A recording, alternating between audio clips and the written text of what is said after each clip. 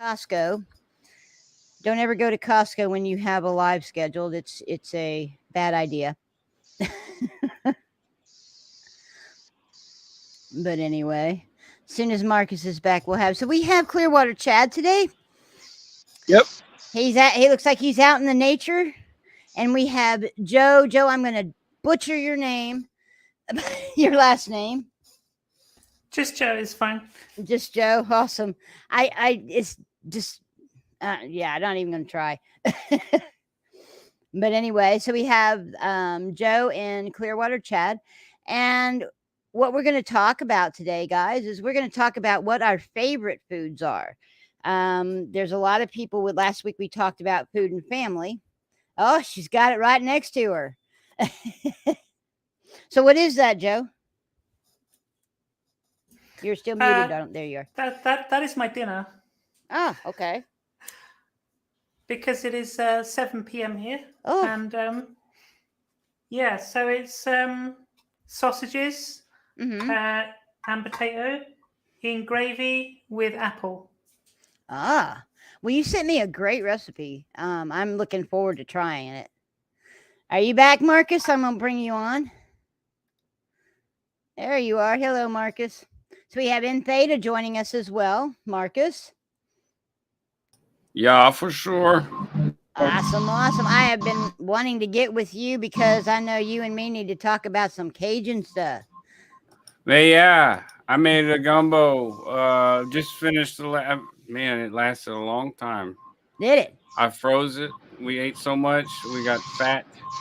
And then we froze it. And then we defrosted it a couple weeks ago and been eating on it. I have a video of me making the roux. Awesome. And ingredients and all that. Well, we'll have to talk about that because gumbo is amazing, and I know you know how to make it right. Well, there's different ways to make a gumbo. Oh yeah, there's different kinds of gumbo. There sure is. And one of my favorites is an étouffée, which of course is not a gumbo, but it starts with a roux. Yes, it does, and it is an amazing. I absolutely love an étouffée. It is one of my favorite things. Shrimp étouffée, crawfish étouffée. The first one I ever had was a catfish étouffée. Catfish étouffée. Okay. Yeah. There's also a courtbouillon. You ever had a courtbouillon? No, I have not. This also starts with the roux. Yes, and roux are important. Guys, you don't realize just how much you can do when you have a roux that you've made. That's what I was told. Exactly. It all starts with a roux. It all starts with a roux, and it starts with the holy trinity of Cajun cooking. Oh yeah, the mirepoix. You got and some different people like it different ways. I personally like the onions, the green onions, and the garlic. Some people like put celery. Celery I like in the wintertime gumbo because it's got good stuffs in there to fight, the colds and stuff. Yeah. How you doing, Joe? Where did Chad go? I don't know where he went. Okay. I'm good. I'm just I'm muting myself occasionally because you don't want to hear me munching. Oh, you grubbing down? Yep. It's 7 p.m. here, so I'm having dinner. Hey, Chad. Appropriately, right, for the food show? Yeah. What are you eating? Did they already say? You already said? I did, but I can repeat if you like. Yeah, what you eating? So it's sausages in gravy with apple and veg and potato and stuff. Knocked my phone over. See, down here we put rice on everything. Oh, that looks good. Yeah, that looks good. I got a little snapshot. Chad, did you eat yet? What'd you have for lunch? Oh, no. I had breakfast, but I didn't have lunch yet, so I'm definitely getting lunch after this. Yeah, I had some tacos. Oh, nice. I made some tacos last night. Cynthia loves the tacos. She had 6 of them. Nice. I finished off the gumbo because I couldn't stand to see it. It was almost the gumbo you can keep for a long time, and I had frozen it, but it was like 1 or 2 more days, and I would have had to throw it out. So I just said to hell with it, and I ate it. Awesome. So is that background noise? Is that me? It's probably Chad.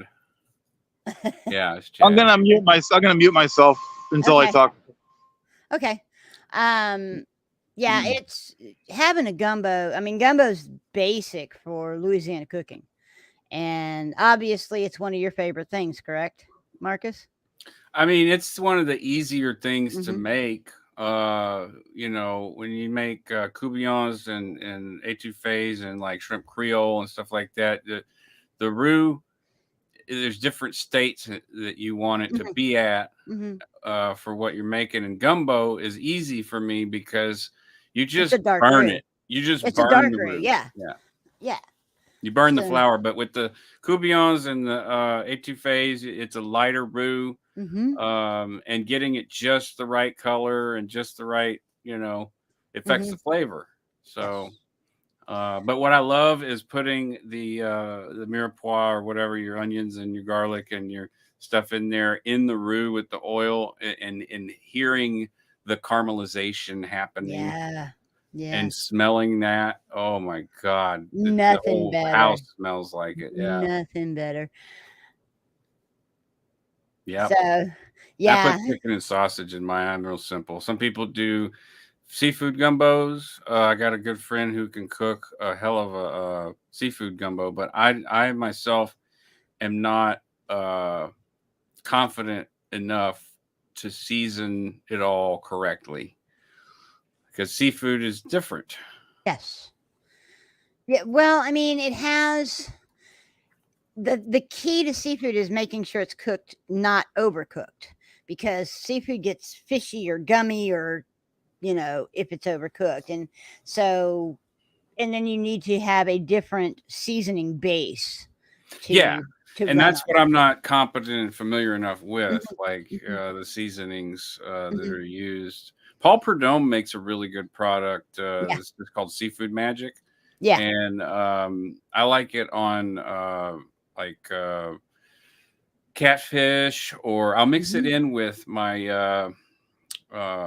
my I don't know what you call it. You coat the fish with the breading. The breading? Oh, yeah. Yeah, and I'll mix a little bit of that in with some cayenne and some regular crushed peppers and stuff like garlic, salt. Awesome, But awesome, like doing that is different than making a gumbo and adding all that stuff. Hey, Brian. Hello. awesome. I mean, I'd really like to get with you and let's talk Cajun cooking one of these days because it is fascinating. It is a totally different world. It is when you're Well, talking about the yeah. when you talk about the Holy Trinity, like Marcus says, it's everybody has their own. But Mm, the base Holy Trinity is peppers, onions, and onions garlic and garlic. Hmm. is the base Holy Trinity. That's right. And And what yeah, color peppers is up to you. What kind of exactly. onions is up to you. Hmm. Uh, yeah. And then some people add stuff like celery, but that's Right. sometimes that's considered like when you buy it in the store here in Louisiana, they got onions, celery, and green onions Green as onions. frozen. Yeah. That's the mirepoix version here. But sometimes you'll see in other parts of Louisiana, you'll see red pepper, onion, and Hmm. garlic. Just red Hmm. pepper, onion, and garlic. So where I come from, it's green pepper, white onion, or sorry, green onion, white onion, and garlic, and that's like what I Hmm. use and what we use to Awesome. start the roux with to caramelize it. That smell is just Oh. So so amazing. So let's talk about what is a roux. There's people out there who don't know what we're talking about when we say roux. Hmm. Basically, a roux starts out as equal parts fat and flour. Okay, and depending on how long you cook it, depends on the color. A lot of times, I use a roux base to make a gravy or a sauce because but I don't cook it very long, so it barely it gets almost a I don't know caramel color, very Right. light, Hmm. and it starts to smell of almonds. Hmm. As you go deeper into some of these, and your A2 is going to be a little bit further along, and some of these others are going to be a little bit further. And when you get to gumbo, it's literally what we call Burnt a dark flour. roux. Yeah. But the key is that you're cooking that flour, Yeah. so you don't get the flour flavor. So Yeah, and you got to stir it. You got to stir keep it it going. constantly. Yeah, you can't If you walk away can't from it. Yeah, it's a 30-minute ordeal with the color that I make, and 'cause it's like considered very dark roux, and you just get wooden spoon and scraping and just constantly keep it going. stirring, because you don't want to burn the roux. That'll make No. you'll smell it, and Yeah. it could ruin a pot, maybe, depending on your pot. Yeah, it definitely has a smell when it goes over. I mean, dark roux is on the borderline of burnt. I mean, it's literally right there. It's on the cusp, right? It's like the stuff they So- sell at the store is like they make it in controlled manufactured circumstances, and they get it right to the edge, and it's called very dark roux, Savoy's very dark roux, and like right before it burns. Yes, it's spelled Roux. That is the exact spelling of it. So Cajun cooking is based on it. You really don't get much in the Cajun genre in cooking without a roux. And again, it goes from light to dark, and there's all kinds in between. Well, yeah, it's kind of like the Cajun and Creole culture. A lot of the food is actually, it's called Cajun, is actually Creole, multicultural, from the the adoption of all of the cultures that came here from France. You have the French colonials that came here, and this was New France to them, the Nouvelle Orleans, New Orleans. They were very much into incorporating all of, aside from the fact that a lot of the people here taught them how to survive and what to eat, but they incorporated a multicultural. It's multicultural food. That's why in New Orleans you can find so many things to eat. It's not a city to count your calories in. Only the people who aren't healthy do that. Yeah. Hey, best beans and rice I've ever had, I got in New Orleans. Yeah, absolutely. I'll definitely say that. And the beignets are delicious. Oh my God. Oh yeah, don't be counting calories in New Orleans. That's a sin here. Oh yeah. Hey, Sin, there's your beans and rice recipe. Yeah. I actually got some sausage thawed out right now. That's what I'm going to be making this weekend, red beans and rice. I need to come down to your house then. Oh, no kidding. Well, I tell you what got me stuck at Costco, why I'm running a little bit behind. I decided to go get a Primal Cut prime rib roast. Oh boy. And cut my own steaks. So right now it's in the fridge waiting, because I just got home, waiting for me to cut it. And because I want to do a video showing people how to store meat, because a lot of people they get freezer burn on their meat because they don't, wrap it, correctly. Yeah. Question: with those steaks, would you do a video on the LRH method of cooking one? I don't know. You have to tell me what that is for sure, because I haven't seen it yet. Okay, Mike Rinder has mentioned it in several of the ones they did before he, before he started his cancer treatments and everything. The way it was is you take your steak, and when you cook it, and when the blood starts coming, you time it, because when the blood starts coming up, you flip it over. And you cook it for the exact same amount of time. I have a thumbnail. I have a thumbnail that Mrs. J made me because I was going to do the video. But since you're the cooking channel, I figure I'll just send you the thumbnail. Scientology steaks. Well, interestingly enough, one of the things I do want to do is talk to people who were in Sea Org and find out. I hear there's a blueberry cobbler, which I kind of had to scream and yell before I got the information of what it's actually a crumble. Hello, Stephen. Hey, Stephen. But it's actually a crumble. So, I had, because there's 3 ways to make cobbler. And so I got that one done. I've heard chicken, but I haven't heard how, is it thighs and drumsticks, because that's the cheap meat, probably. Or is it breasts and wings, is it fried? Is it grilled? How was it done? Was it put in a casserole? How was it done? You need to talk to Catherine Olson. I sent her an email. I haven't heard back from her. It's quite a while ago, so I probably need to revisit that. Yeah. She doesn't know who I am, so I think that's part of the issue. So, it's going to take a little bit. Bison drumsticks. Interestingly enough, I'm working on for Claire. Claire and I had a Claire Headley, and I talked a little bit about, what she would like to, because the other thing I'm doing is I'm naming recipes after, the personalities that is in SPTV. That means Marcus, you'll get one. That means Joe, you'll get one. And Brian, you'll get one. Chad's got a whole section, So Marcus, you were muted on that. I don't know why, but anyway. But so anyway, that's one of the things I'm going to do. But the key of it is I'm having to kind of listen to the conversations you guys have. Yeah. And hope that I get a little gem. I said GPM gumbo, goals problem mass gumbo, which is this whole like crazy thing in the tech dictionary. Yeah.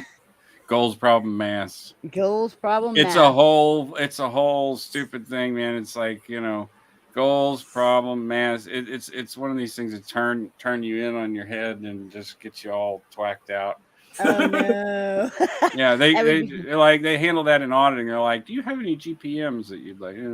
Well, it's identical. What's that? Oh yeah, that's that right there. And then they'll get you all twisted up over something. Wow. No, but yeah. I've done the LRH method of cooking steaks, and it works really well, actually. I tempt them. Now you just wait. I guess it depends, because I like mine more on the side of rare, medium well. Medium well. Oh, yeah. I don't like it mooing. Mine's just wipe its rear end and throw it on the grill long enough for it to moo, and we're good. Yeah, I've had steak tartare. I absolutely love it. So I mean, that's how far we go. But yeah, so I wait till a little bit more the blood collects. But if you got a big enough thing where you're cutting steaks, you can do some experimentation. This thing is this. You can't really see, but it is big. It's huge. It was a little over 200 and almost $250 for the wow, that's a huge piece of meat. Yeah. And it was so I'm gonna be cutting it, and which the nice thing about cutting it, and here's the cool thing. I mean, yeah, I'm saving about 10 cents a pound per, for doing it this way, for me cutting it instead of them doing it and wrapping it. And so I'm going to 10 cents per pound. 10 cents per pound. That's what it actually. How many pounds you got? I want to say it was like, I'd have to look. I can't remember. Right around it was 12 something. And you're saving 10 cents per pound, so you're saving what, $10 on that particular one. That doesn't include the pork chops, because I got a great deal on the pork loin. I mean, that sucker's big too, and it was not a little about $9 a pound, but then they took $5 off. So they had a special going, so I got 2 of those. I like pork chops. Yeah, so I'm going to cut my own pork chops and that type of stuff. So, I like baking pork chops in the crock pot. I'll throw like you were talking about gravy earlier. I'll get the prepackaged pork gravy. Yeah, you can get like at the Dollar General or something. Throw some vegetables in it and just let it cook for a couple hours, and it's really good. I'm doing pork chops in different ways. My husband has a way that he really likes it, and right now he's a little annoyed because the way I'm doing pork chops are different ways to do them. Yeah. And so he'll get back to that eventually. But he did enjoy the honey mustard ones the other night, sort of a honey mustard barbecue that I did the other night. That video, I'm still in editing on that. So anyway, so Chad, while we have you there in the wild, I don't know if I've still got you going, but anyway, what's your favorite? He's foraging. Food? He's foraging for his favorite food. Let's hope it's not roadkill. Oh, sorry, Cindy, I couldn't hear you. What'd you say again? What is your favorite food? Oh, it's the spaghetti with the fried breadcrumbs on top. Old Italian dish. Yeah. So that's almost the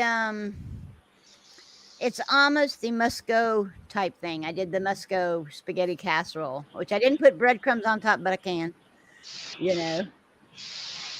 But that sounds good. And as I recall, Brian, yours was actually biscuits and gravy. Yeah, my grandma's biscuits and gravy. I love that's a good childhood memory. Yeah. So is it something that you have often, or is it? No, because I don't do gravy.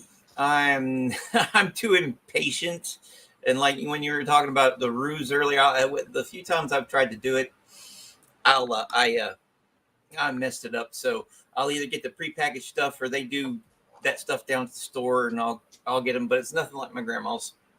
Yeah, the roux actually, it can be tricky, but it's really not that bad. I'll do something on a solid roux. It's super easy. It's just you have to have the patience. Yeah, and that's where I lack. Yeah. Well, we're gonna have some ribeye steak tonight, and that's one of my favorite things. You know, if you're talking about a base dinner type steak. Now, if you would ask me exactly what my very favorite was, it's anything chocolate. But I'm female, so that's kind of how that works. You know, anything chocolate. You know, but anyway, so let's kind of go into some of these things. Joe sent me a great recipe. Just you want to talk about that, Joe? Yeah, I was going to say I sent you some pictures as well by email and by Facebook. I don't know if you got those, but those might help to illustrate some of them. Yeah, she sent me a whole series. It was I want to say 5 or 6 recipes, isn't that right? It's like I don't know how to describe it. It's like it's just a book I guess I kind of put together of like I like to experiment with food, and so these are things that worked out, and so I wrote them down because otherwise I'd forget it because I have the memory of a goldfish. Yeah, and that way I know what works, and so I can recreate things that I like. Yeah. So a bit chesty tonight as well. Fun fact. You know what kangaroo means in the Aboriginal language? What does it mean? I have no idea what you're talking about. It's when the English colonized there, they asked they saw these strange animals, and they asked what that was. This is a story I heard. Asked what that was, and the guy said kangaroo. I don't know. I don't know what you're talking. I don't know what you're saying. That's funny. Yeah, that's hilarious. Interesting. I have a funny story about bread. So in India they have naan bread, right? Oh, I love it. But naan comes from the Farsi word from Iran, which also means bread. In Farsi is naan, right? Right. So in this country, when we have Indian restaurants which serve naan bread, it just means bread. Bread. Bread. That's hilarious. That's funny. Yeah, it was like here in Texas and in probably in South. My goodness, you okay there? I need to get some water. All right, yeah, go get you some water, sweetheart. But anyway, tortilla is the bread here, you know, and in Central and South America probably as well. Any kind of tortilla. Now, Mitch Brisker is saying that he's going to do a huevos rancheros, and he makes his own, from scratch corn tortillas. Now, good. Yeah, I don't do corn tortilla. I don't do the masa. I haven't worked with it yet, so that's going to be fun for me to watch him do. I do flour tortillas, and they're a pain in the rear. Yeah. I can't eat corn right now. I've been the reason I took such a big hit off my thing is I've been having some gastro issues. Yeah. So I have to avoid certain foods. Mm-hmm. And I love nachos, and I haven't had nachos in months. It sucks. Steven says that could be an urban myth, but it's funny. I'm assuming the kangaroo thing. The kangaroo story, yeah. I watch a lot of history stuff on history and stuff. I just find that stuff fascinating. And it was on one of the I think either History Time or something is one of the YouTube channels I watch. Right. And it's just those little bitty stories just kind of stick in the old brain. Yeah, my husband's kind of that way. He is a catalog of what I call useless information. Yeah, when I was a kid, I'd watch Jeopardy, and I'd get about half of the questions right. Mm-hmm. And some people thought I should go in there and I'd probably freeze up. Yeah. Well, the funny thing happened with my family and me is I used to read. I don't have the time really anymore, but I used to read a lot of historical romance novels. Mm-hmm. And the funny part about it is, a lot of guys think that we read it for all the smut. Yeah. Well, Marcus. You dirty little smut reader. Well, I would skip those parts because I was more interested in the. Oh, sure you did. I did every time. I would skip them. My mother, one of my mothers, says the same thing. I don't believe either one of you. Well, I'm with you, Marcus. Speaking of, maybe you skipped some, but come on. But I like the historical base of a lot of those because some of them were actually based in true historical. Events. No, they're great books. I've come through. So I haven't read any full book, but yeah, when I was at my brother's and staying with them, she had a whole wall of them. Danielle Steele was one of the authors. Yeah. She read a ton of, and she was a great writer. I enjoyed Nora Roberts. Roberts as well, yeah. Have you ever read the Clan of the Cave Bear series? Yes, I have. Yeah, it's you can tell Jane Iowell did her research. Yes, she did. And it's one of those. Yeah, there are parts of it where I was just dry. Yeah, but there are parts of it that were really that came out of a freaking romance novel too. Oh God, yes. Oh God, but yeah, did. They're good books. I enjoyed them a lot.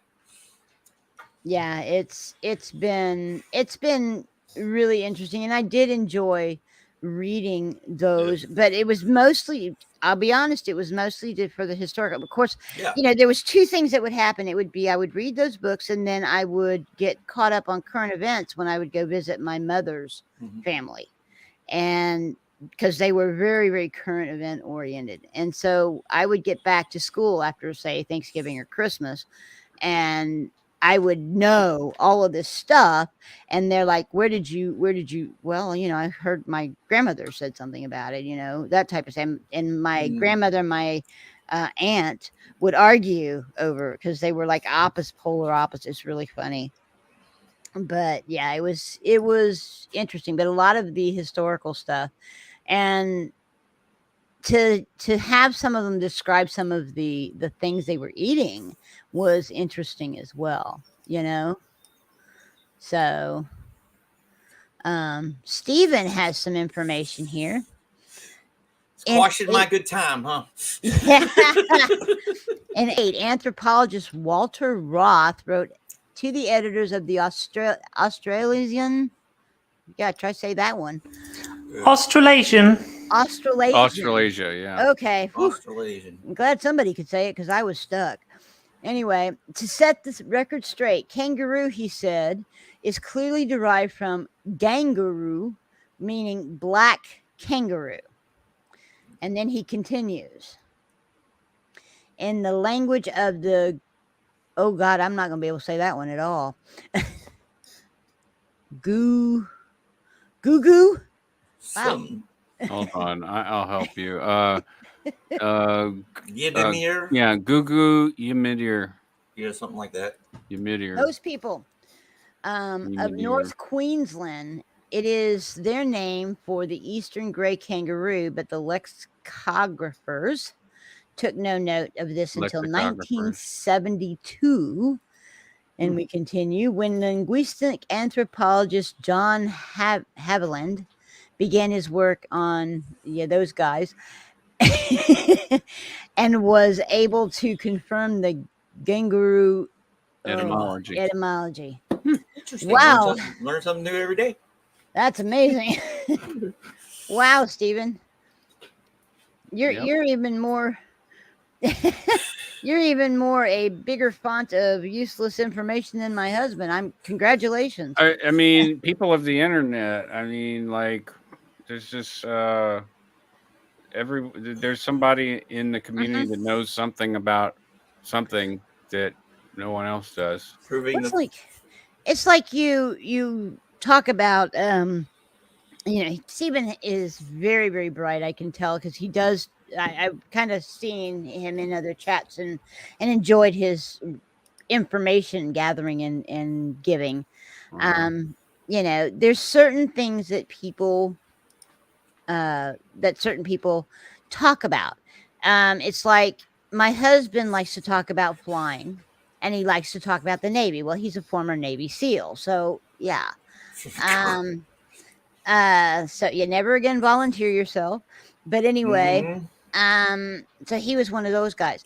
And granted, he can't talk about a lot of it because a lot of it is still top secret, some of the things he did.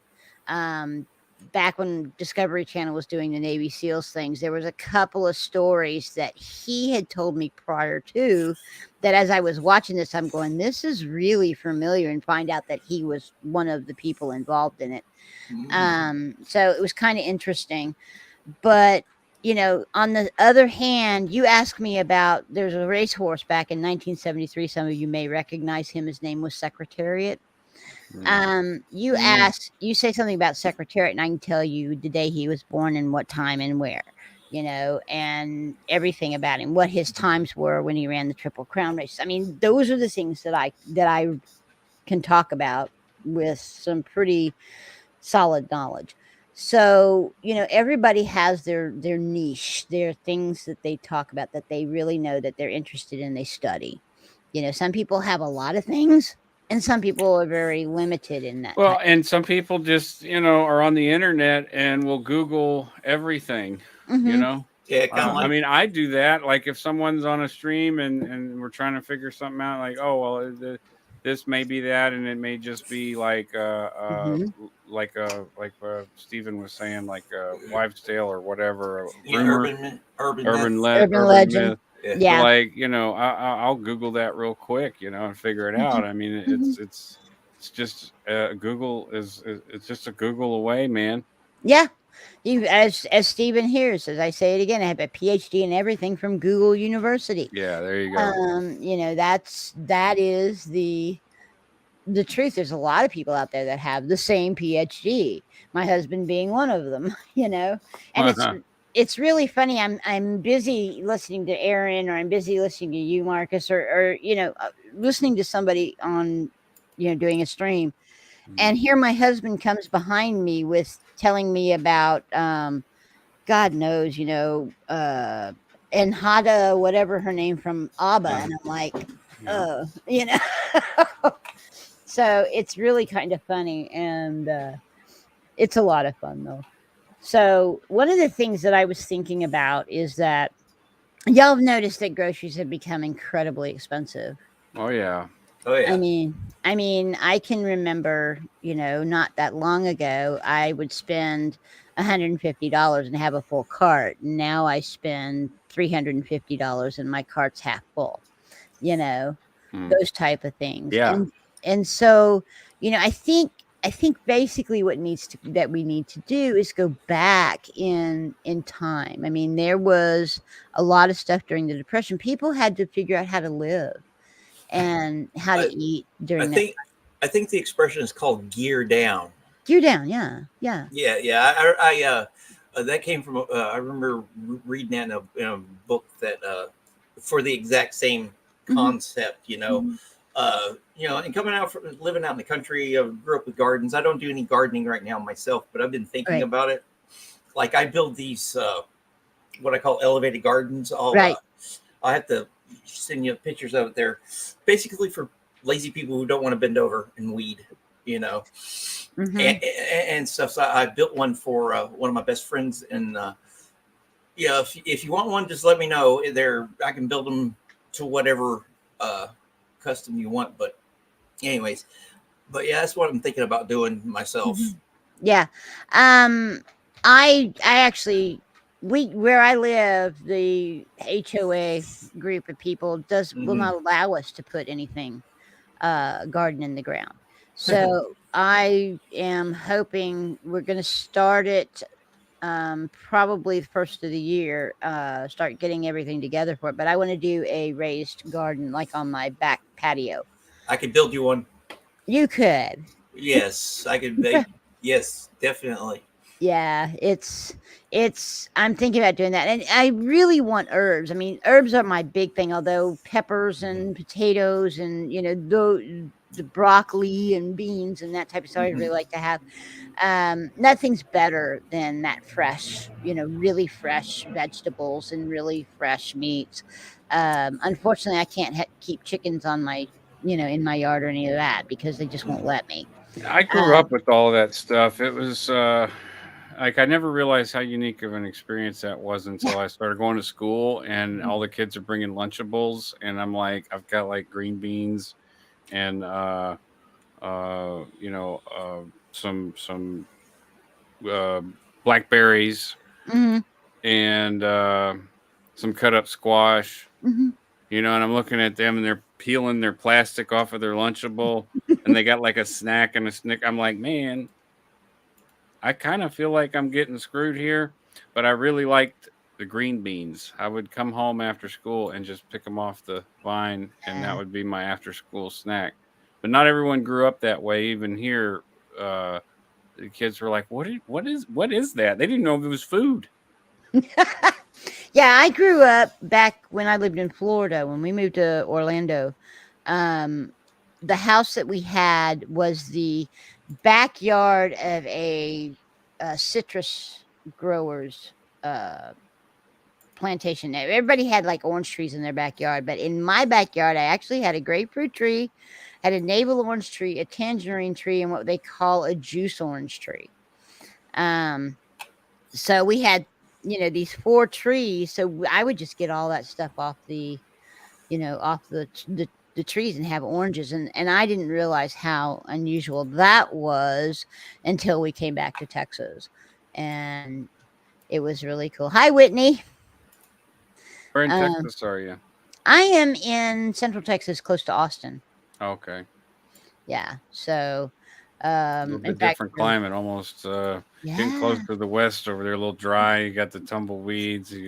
We are right on that edge of they call it the escarpment. There's a hill country, Texas hill country.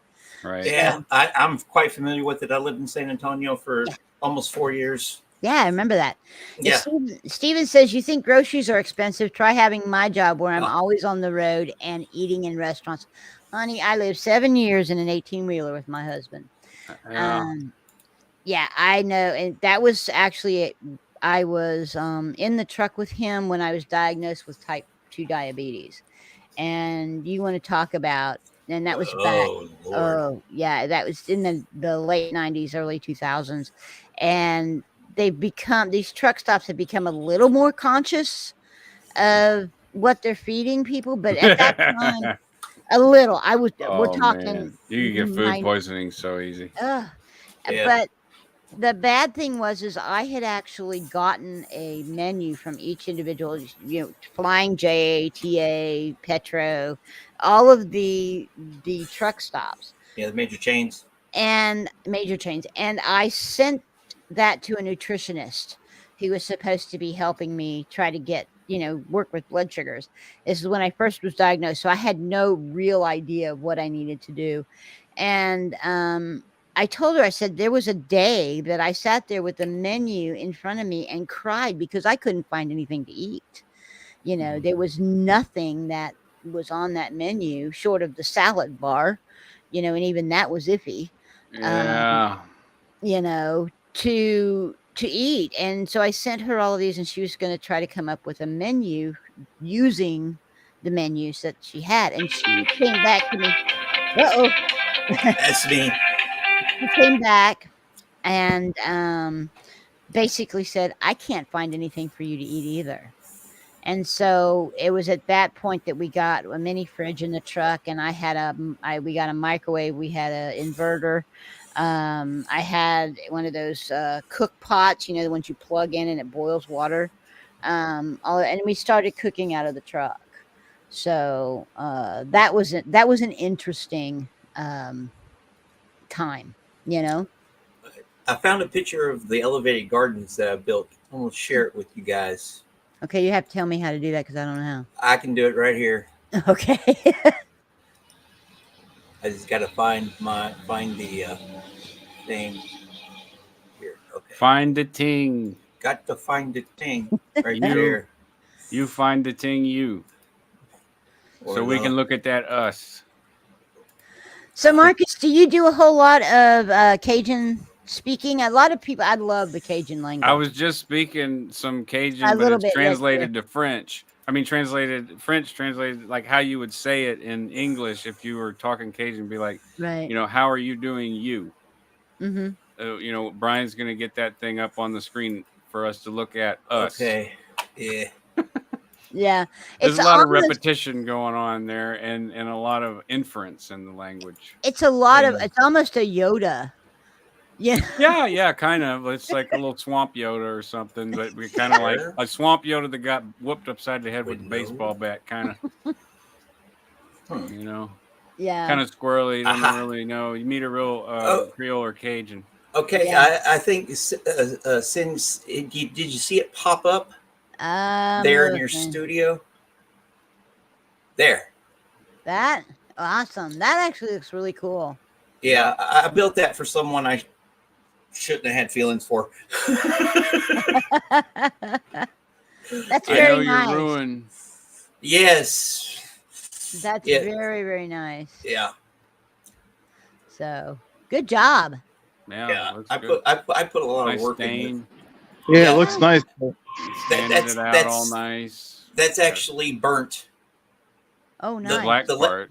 The legs are burnt. The legs are burnt. Oh, okay. You did the flame torch thing. Yeah, I did it with a torch, and then I cut out all the illustrations. I cut out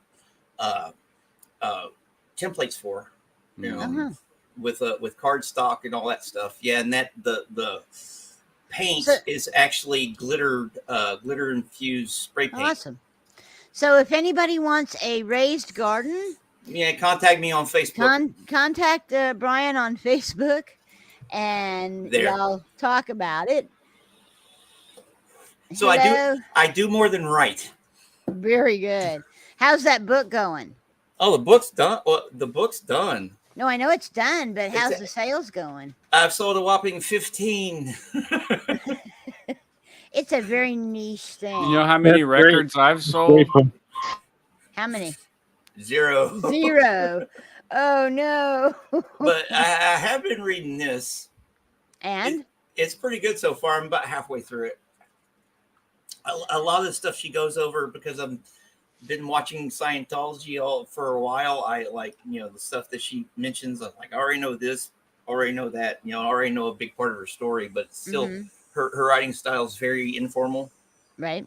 It's like I told her on one of the live streams that you did together. It's like you're sitting around sharing whatever, and she's just telling you a story.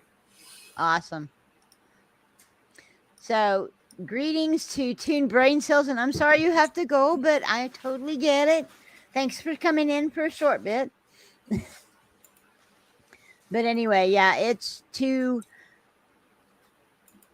have a talent like that, Brian. You're very, very talented. I'm glad really you think. I'm glad you think so. Yeah, I mean, to listen to some of the things that you have read, that's just really, I enjoy that. It really is, and that's a great talent. I think we all. I mean, Joe's amazing with her lute. Some of that stuff that she's got going on. You're too kind. Yeah, You're she too is kind. amazing. It's an oud. Yeah, just amazing stuff. Exactly. So, do those now? Those are done with actual wood. They're not done with things like gourds or anything like that. Or do you do things with gourds? No, it's all wood. Yeah, no gourds. Have you ever worked with the gourd idea? No, but I have done one with a coconut before. A small one. Coconut. That's interesting. That's awesome. How did that coconut work? shell? There's How did that go? It'd be a little bitty tiny one, wouldn't it?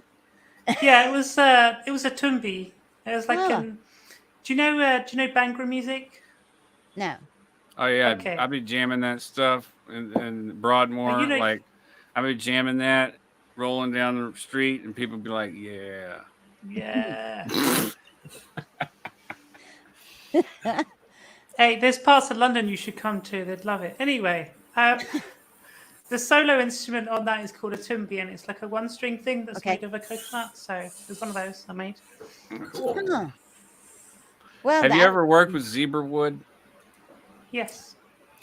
Is it as much of a? Is it really? Because I've heard it's hard to work with.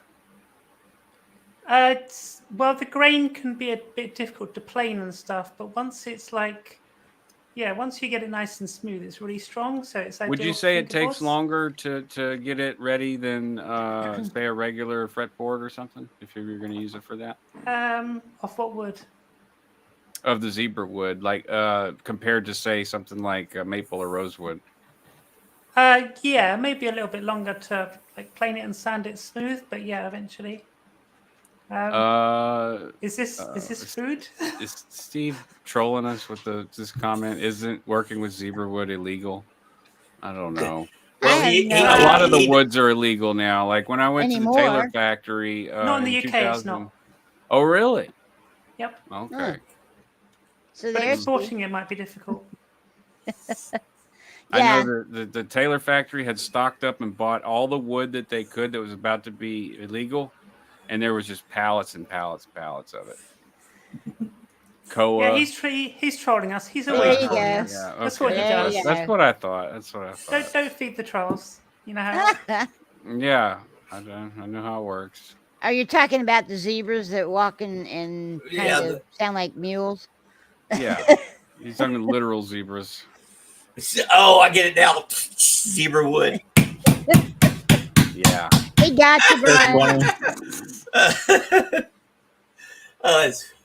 Oh well. Hey, I got stoned and I missed it, man. Mm-hmm. So Joe's giving us a picture of. Is this your dinner? Hey, it worked. I was actually just testing out the screen sharing, but it's working, so that's good. Yeah, this is something I made a long time ago. Awesome. So what is it? So this is called saucisse bandari, or port sausage, to give it the translation. It's like, it's a spicy sausage thing in a baguette. It's really good. Yeah, I was going to say, it looks like the smashed sandwiches that we get in Toulon. Ah. Yeah, when I went to Toulon like 3 times. Love the place. And all of us sailors, when we get there, if we weren't on duty or anything, we just swarm the little central square there where they had the food trucks, and there was the smashed sandwich cart. When I first got when I first reported to my ship and they found out we were going to Toulon, they're like, "You're going to love the smashed sandwiches." So, well, given it's called port sausage, that makes a lot of sense, doesn't it? Yeah. Yeah. And what's this? This is Kabuli palau. So this is a traditional dish this version is from Afghanistan, from Kabul, but it's also eaten in like all around Central Asia, Uzbekistan, Tajikistan, etc. as well. So it's rice and it's got like carrots sliced very thinly, and sultanas or raisins and onion, and it's all. Oh, I was wondering if that was raisins or currants. Very healthy. Yeah. Well, it's not because you fry the vegetables, but Well, I'm gonna tell you right now, it's a lot healthier than what we eat probably down here. Yeah, okay. That looked healthy to me. Love that. All right, you win. I'm telling you. Considering that they're willing to go out there and grab a raccoon out of a tree or a possum, whatever you can find. That's kind of where Cajun cooking came from. A Nutri-Rat, yeah. Those are big guys, man. Let me tell you. I think the traditional meat you'd have with this would be lamb or goat. So, yeah, not raccoon, but why not? Well, we used to talk about back when I lived in Beaumont for a little while, Marcus. So, Beaumont, Texas. Okay. Yeah. So, so we got a little taste of that, gator and crawfish. They had crawfish things all over the place, but we had gator. We had the frog legs, all of that stuff, and we'd go to these Cajun restaurants that were good. I don't think they were authentic, but they were good. Yeah, I mean, you'll find those everywhere. Yeah. In California, when I lived out there, working on staff at the mission, people often would be like, "There's this really awesome Cajun restaurant," and it's like, and they were willing to pay for it. So, and I was hungry, so I'm like, "Yeah, okay." But at a certain point, it's like I almost wanted to say, "You know what? I'll just starve," because this is not. I mean, this is like taste testing stuff. You know what it should taste like. And it just doesn't, and it ruins your whole appetite because it's like you get excited to have the meal, and then you're like, oh, what is this? Disappointment, huh? Yes, totally. Yeah, we used to tease about what we call roadkill stew,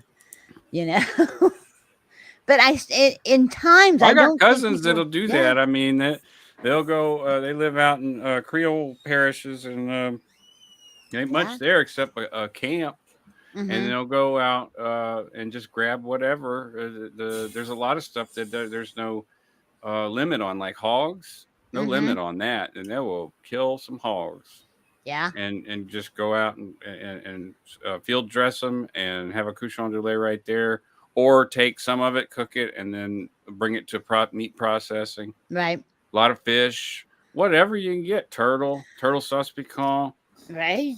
Well, you have to think about it when times are tough, like they're getting, you have to do what you have to do to survive. So you discover that things that you would normally say, I won't touch that. Oh my God, that's horrid. When it comes down to survival, you will. Yeah. Oh yeah. Yeah. It's just like when he's talking about alligator tasting like chicken. I've tried alligator once, and it was more fish than chicken to me. And I'm not much of a waterborne, I like salmon and tuna and stuff like that, not the real fishy tasting stuff. Yeah. But yeah. Whitney is saying your taco in Chicago cannot best my taco in San Diego. Just saying. So Joe, what is that that you've put up there? That's just a salad that I made from what I had in the fridge at the time. That looks good. That looks really good. Yeah, it looks good. So this is, let me think. Radish, cucumber, tomato, chopped raw onion, lettuce, and then I used lime juice to dress it with. Oh, and these little red things are barberries. Okay. Which give a nice zesty taste. I'm not sure if you're familiar with those. Awesome. Oh. Cool. This is another attempt at again. Afghan All this dish. looks very healthy. Yeah, it looks really good. Yeah. If it's healthy, why am I so fat? Are you kidding me? Oh, come on. You're not fat. I'm gonna have to beat you with a wet noodle. What is that we're looking at? I can't remember the name of this. It looks delicious. That looks like, it does. Yeah, so I can't remember the name of this bit, but it's aubergine and pepper, and it's really spicy. It's good. This is yogurt, and then this is like a bit of bread. Yeah. Oh yeah, that looks so good. Ooh, waffles. Now this is not just any waffle. This is the best waffle ever. Okay. This is a custard waffle. Oh. You make up some custard, and then you put it when it's liquid into the waffle maker. Wow. Oh, now we're getting into the stuff that Right? isn't that great for you. Okay. Oh, yeah. But honestly, once you've had a custard waffle, you haven't lived until you've had a custard waffle. Oh. Everyone after this show is now going to be making custard waffles, and it's all my fault. What's in there? There we go. Blueberries? No, it's just burnt. Burnt. Okay. It's a little. Hell It's yeah. a little char. It's a bit charred, yeah. No, that's good. Like that's like crust, like custard. It chars crust. Yeah, flavor, exactly. guys. I mean, Yep. Exactly. that's great. Yeah, everyone Steven- try custard waffle. It's great. Steven, I'm not sure that I'm going to throw something up about eating And yeah, back humans. to the What beginning. kind of? Yeah. Yeah. Well, I got one. I got one. I want to share of a. Okay. Of a. You know, Pardon the Adele. dog. It's the here. Let me pull it up. No, wrong one. Ozzy. Yes, his name is Ozzy. He's named after Ozzy Osbourne. Cool. That's cool. It is All right. cool. All right, Sydney. You need to. If you can Let see me it there. find it. Yeah. There it is. Chili dogs. Chili dogs and French fries. Yeah. Yeah. That's also part. I don't know if you've seen my one of my videos. I wrote this trilogy about my hometown, and on Wednesdays, the special is chili dogs with cheese and stuff. So I use that image in there. Awesome. Yeah, they're really good. I like French Awesome. fries. Yeah, French fries are good. You see, I like a little French fries with my ketchup. I see Yeah. that. And then here, Marcus has graced us with a photo. Okay, so not just photo. Oh, I don't know wow. if the audio is going to come in, but Awesome. there's my Bible with my weed on it. And then, so me and Mary Jane. So this is a chicken fricassee that I made, a pepper fricassee. Normally a fricassee is like a white sauce, but I do a red sauce. I was going to say that. And I put red I peppers in yeah. it. It would come out almost white, but I use so much red pepper and spice that it turns out that way. This is the gumbo, some of the gumbo that I made. Really, that looks really good. Using andouille, correct? I used some, I used andouille. I don't know if you can see any in there. No.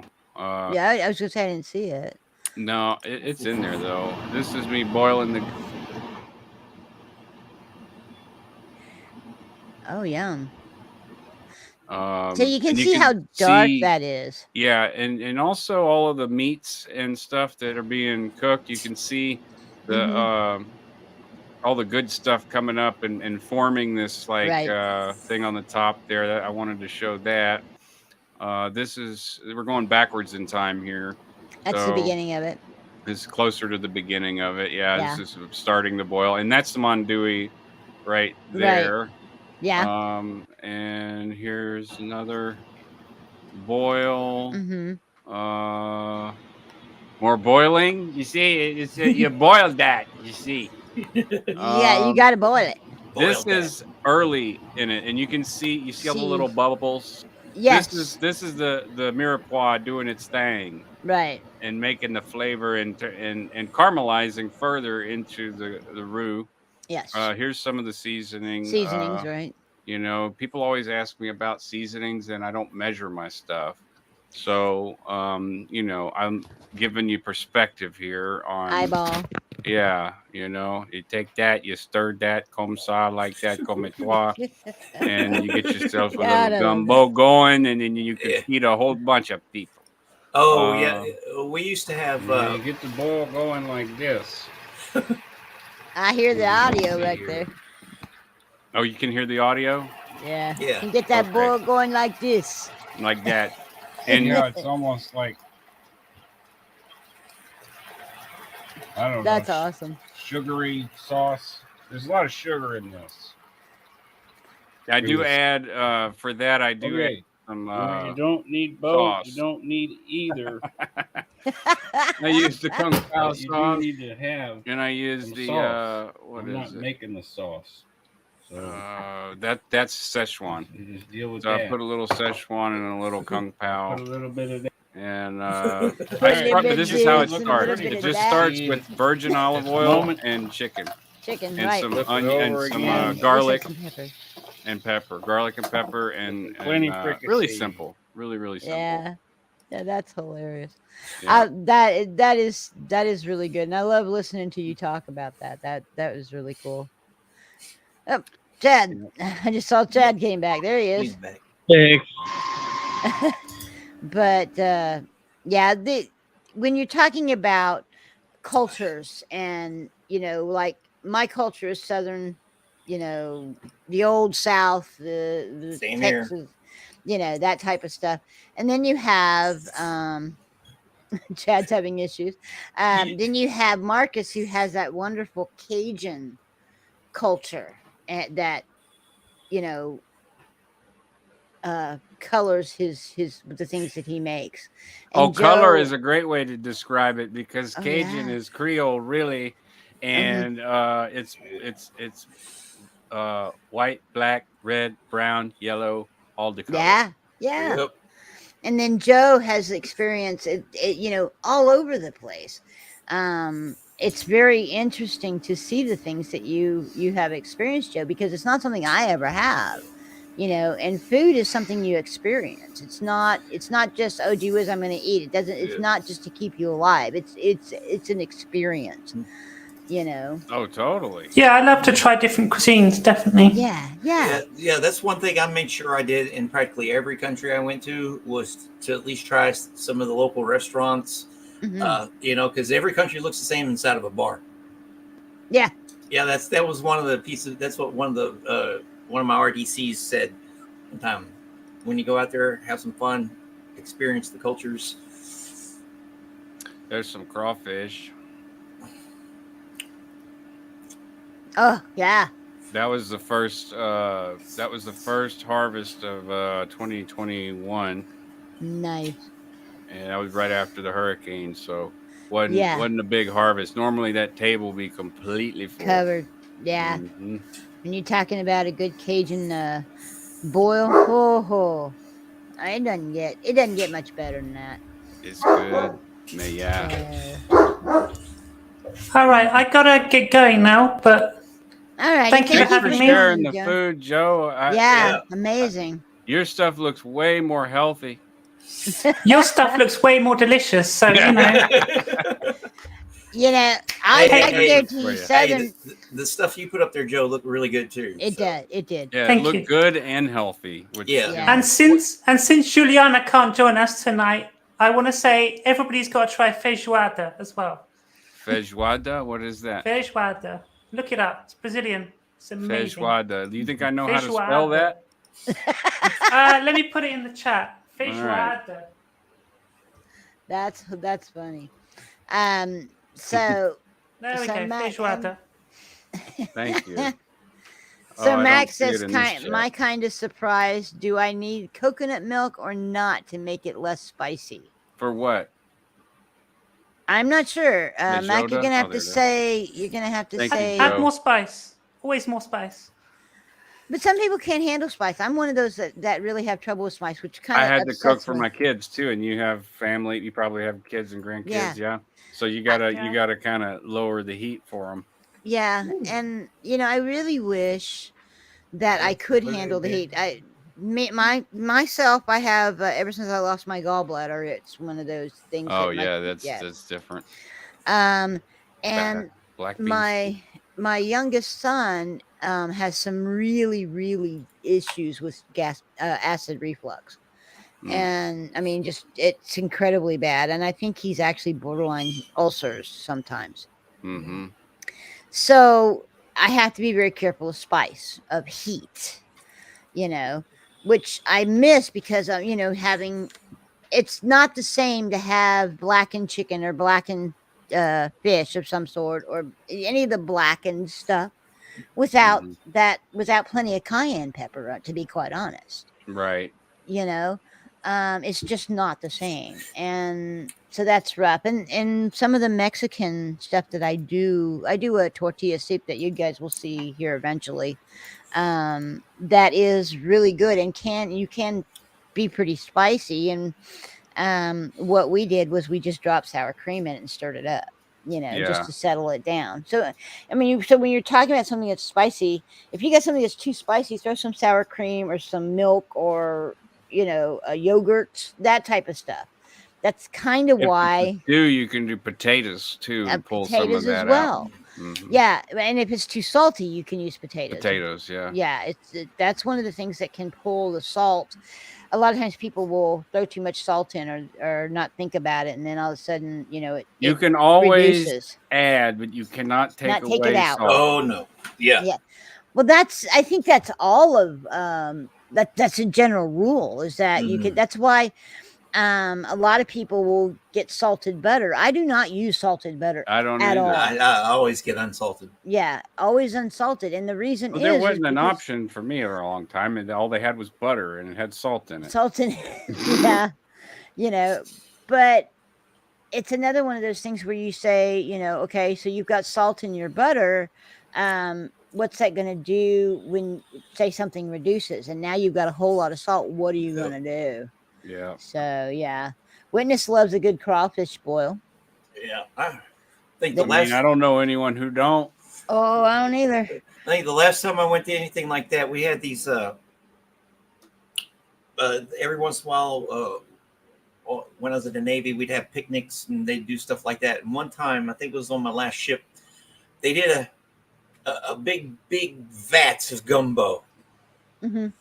Big vat. Yeah. It was pretty good, but I'm pretty sure, Marcus, you probably made it better. Well, it's like, I mean, in Louisiana, they do gumbo the way we in Texas do chili. Yes. I'm not one of those guys that can make a 50-gallon pot of gumbo. I've been accustomed to making a regular, pot of gumbo. Yeah. But I mean, it's really just the same to me. You just add seasoning until you get the taste that you want. These are some tacos that I made. I learned how to make these in California. I was going to say that I thought they were tapas, maybe.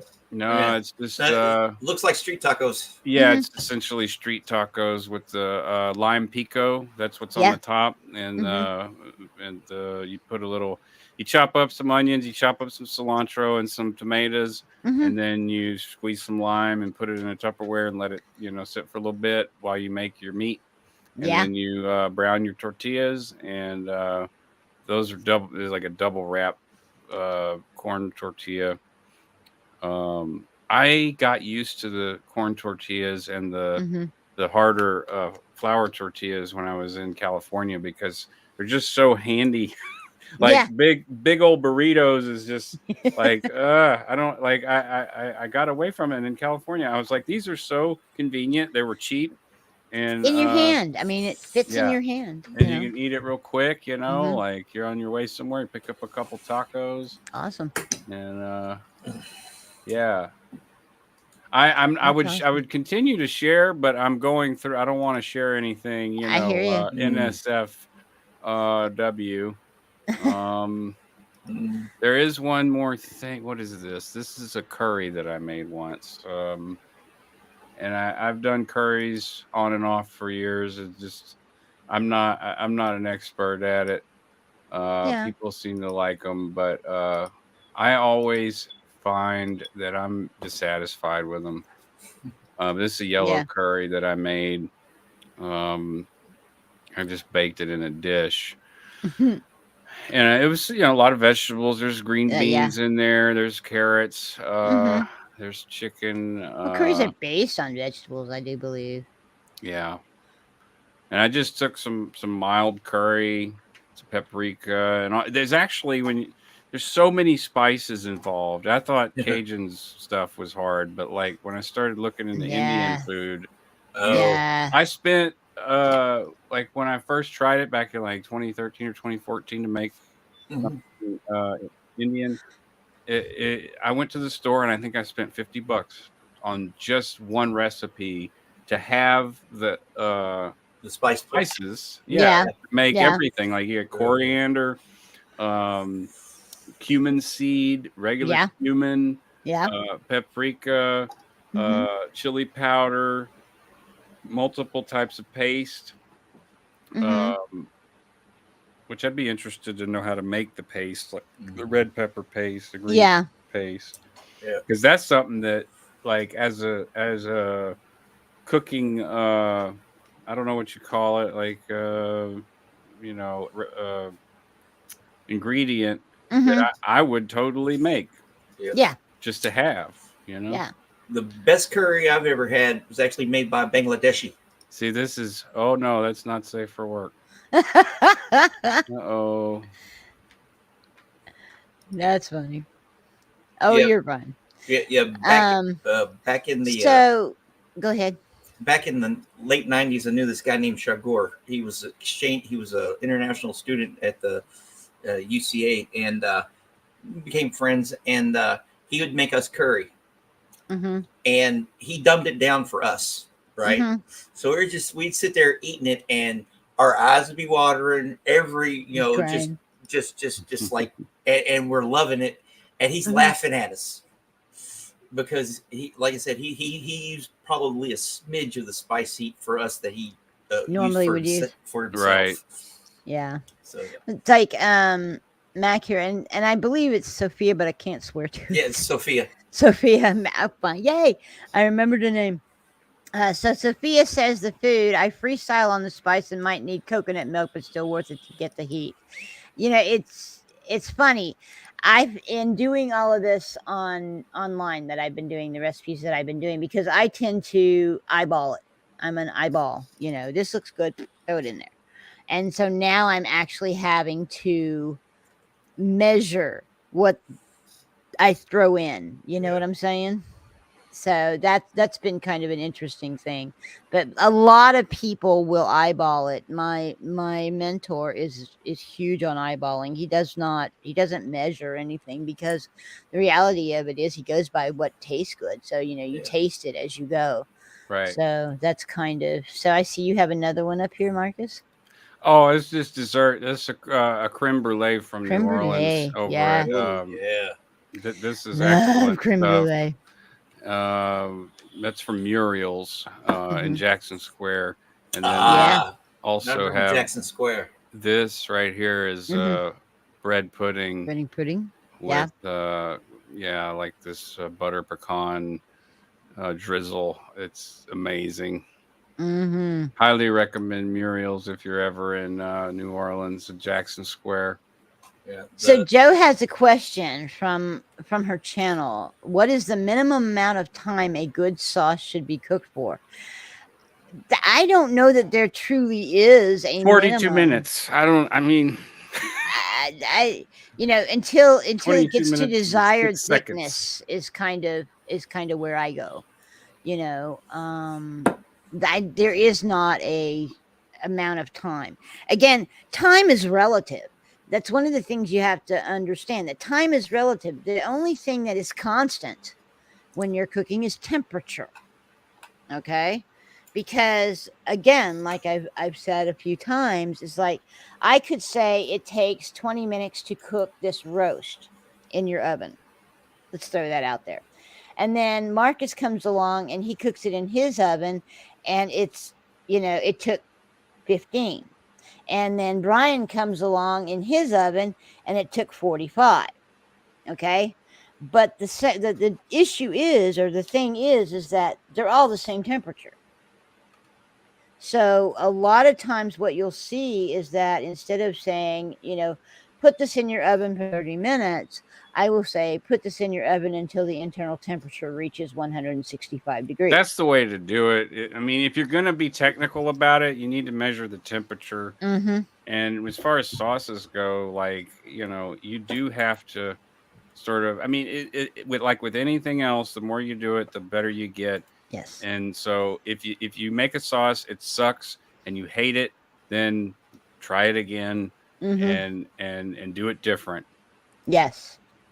There is no time limit. So there's very generic. Again, how long to make a sauce? Well, what kind of sauce? Well, she's asking pasta sauce. Okay. And even then, that is subjective. It's one of those things you want to. It's the same question as how high do you cook it at? My husband makes a pasta sauce he'll start it on Friday and we'll eat it on Sunday. Yeah. Yeah, Okay. and meat too. It goes. I actually have a picture that would show that pretty good in regards to meat, and because how long do you cook it? Well, how do you want it to turn out? Yeah. There's some. Where is this? I made some sausage and pork. Here it is. Sausage and pork ribs.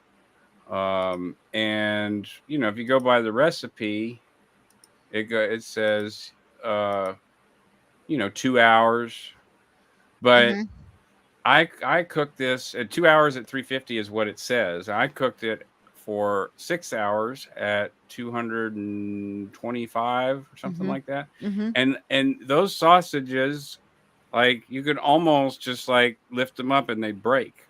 And the same for the ribs. You know, you couldn't even, you could grab the bone and just pull it right out. Just yeah. And that's the way you want them too. That's the way I like them. I mean, yeah, that's the way I like. I don't want to fight with it. Although a lot of the barbecue gurus say you want some pull, you know, and Whitney makes a good point here too. Altitude makes a difference. Yeah. So that is why it is. I say to people, don't look at it as how long does it take. I mean, again, Joe, when you're talking a pasta sauce, you can make a pasta sauce in 20 minutes. It doesn't, the flavors don't marry. It's not as good, but you can make one in 20 minutes. I gotta go. All righty, Brian. I'll see y'all later.